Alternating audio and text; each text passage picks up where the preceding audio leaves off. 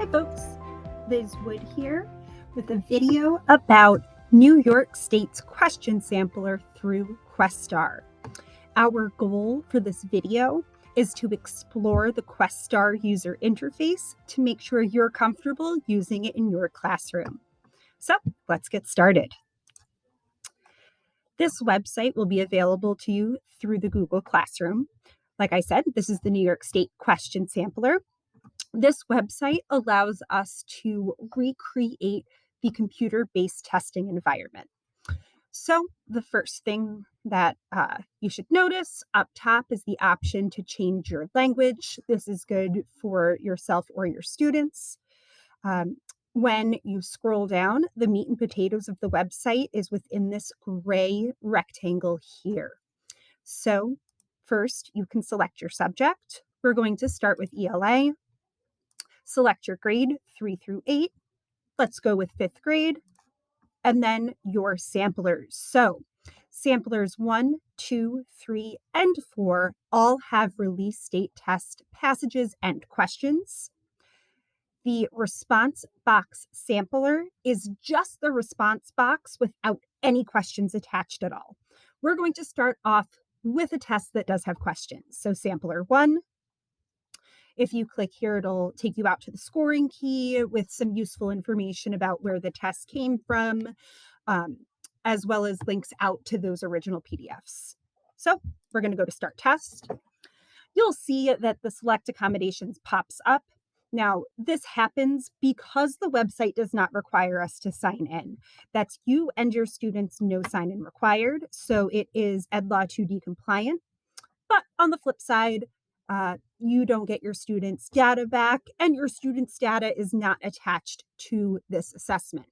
So you will have to select accommodations for the students that require them.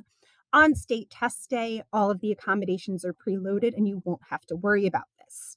So select what you want by clicking, unclicking to deselect, and then continue when you're ready. Next, the directions will pop up. Now, I'm not going to read through these because you can read them yourself, but if you ever want to get back to the directions, you can click right in the upper right-hand corner and the directions will reappear. This is on the website as well as on the app on state test day. So we're in the assessment. We've got questions out. Up top, you'll notice some helpful information. There's the online indicator. Green check means you're online. If you see a red X, you are offline. And that's obviously a problem when you're taking the state test. You will also see information about the grade, subject, and sampler. Make sure you're on the right one. Like I pointed out, the directions and the pause, sign in, sign out. On state test day, this will actually pause the test if your student needs a break or they have to go to lunch, something like that. On the website, you can't sign out because we never actually signed in. So if you pause your test, it'll just boot you back out. So we're not going to do that. Underneath that information on the left-hand side is your review menu. This is how you will see which questions are or are not answered. You will also see what questions are bookmarked, if there are any notes, and your option to submit the test. So just to give you an idea what this review menu looks like, if I were to do any of those things, I'm going to answer a question randomly.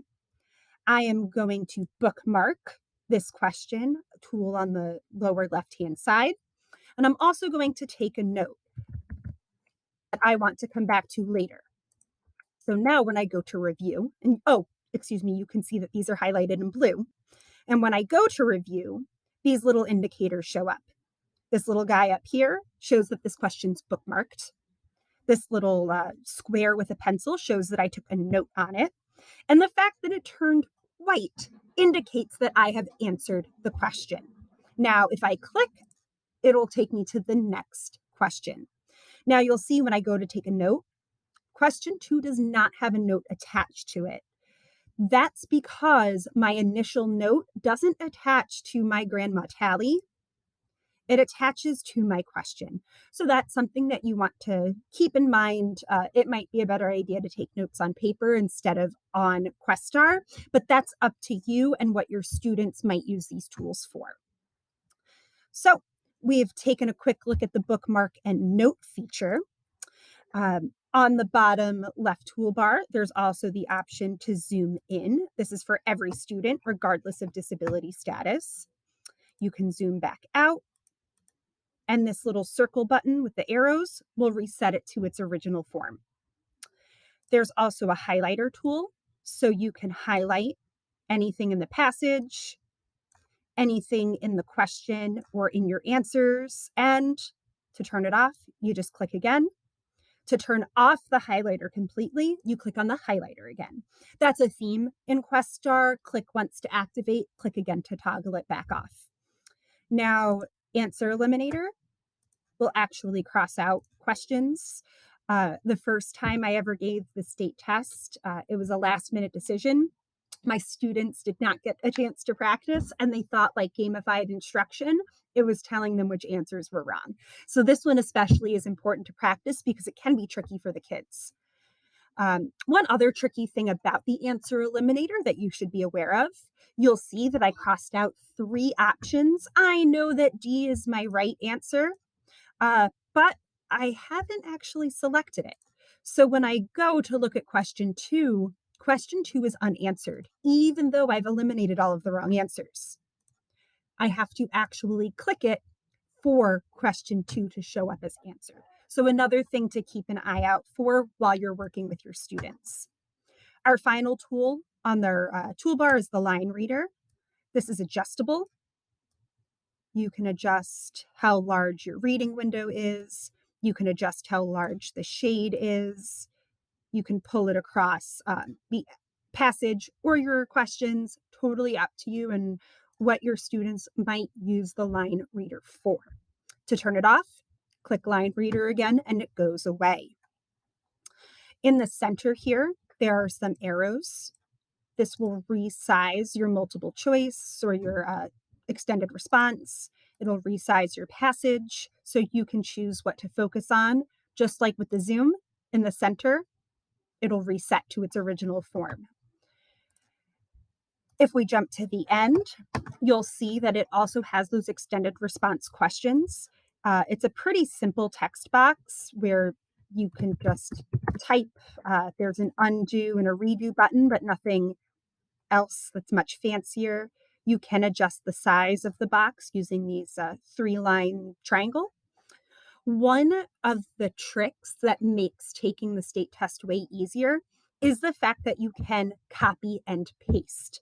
Now, if I highlight this using my mouse, and if I right click, you might be able to hear me clicking, nothing's happening.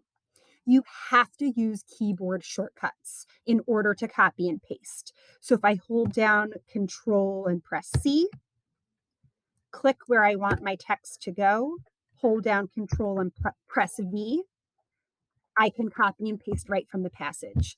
So a great trick to show your students to make their extended responses a little bit easier.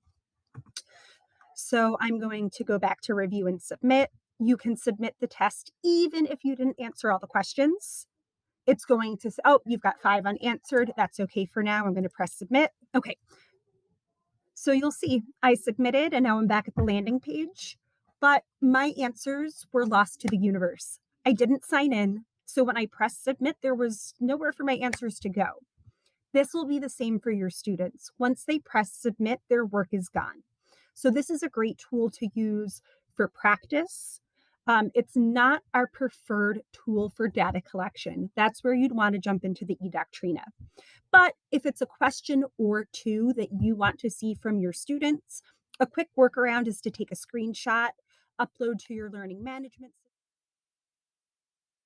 I'm going to jump down to math. We'll stick with 5th grade. And just like with ELA, we've got this editor sampler. So I'll show you the math one. ELA is just that text box, but the equation editor is a little bit more robust. There's more going on. So also directions, just like ELA. On the bottom, the tools are almost identical. You have a couple of new ones, including your reference sheet, just like the kids would get on paper for the paper-based test. There's a ruler that will pop up, as well as a protractor. So make sure your kids know they're there. They can be fun to spin. So that might be something that you want to get out of your system before state test day. To get rid of them, just press the little red X. But other than that, all the tools are the same on your toolbar. Now you'll notice that there is this big old math box here. On the actual state test, there will be a show your work and an answer. There might be some fill in the blanks depending on grade level. But for the longer extended responses, you will see this equation editor. The kids can use the symbols, like this would be for a mixed number. You have to actually click in each box to edit. You can create number lines and type in here. You can use the same symbols that you'd get on your keyboard. So I can click here to get an addition symbol, or I can hold Shift and click the equal sign on my keyboard to get it. That's up to the kids' comfort level. This can be a little bit overwhelming, but there is a really nice shortcut that avoids all of these symbols if that works best for your kids. You see right here, there's that little pencil and square box. If you click on it, this brings up the drawing tool. I don't have a touch screen, so my work's not going to be as nice as the kids might be with their touch screens. They can use their fingers to show their math work, but they can create number lines. They can have all the freedom that they would have with a pencil and paper using this draw tool. And then they scroll down and press add, and it will show up in their workspace. If they click on it, there's the option to get rid of it, to open it back up. On state test day, the kids will have access to lined paper and graph paper, so they can practice showing their work on paper first and then entering their work into the box. In the review menu, you'll see that there are two separate questions for the work and the answer box. So something else to keep in mind as you're showing your kids this platform, that you do need to answer in both places or it doesn't count. So that's the quick overview of Questar's question sampler. Remember that you can pull up the directions at any time. So go through, explore the website, check out those different tools and how they work. And then we're going to get ready to start brainstorming how we use this tool in the classroom with your students. Thanks for watching.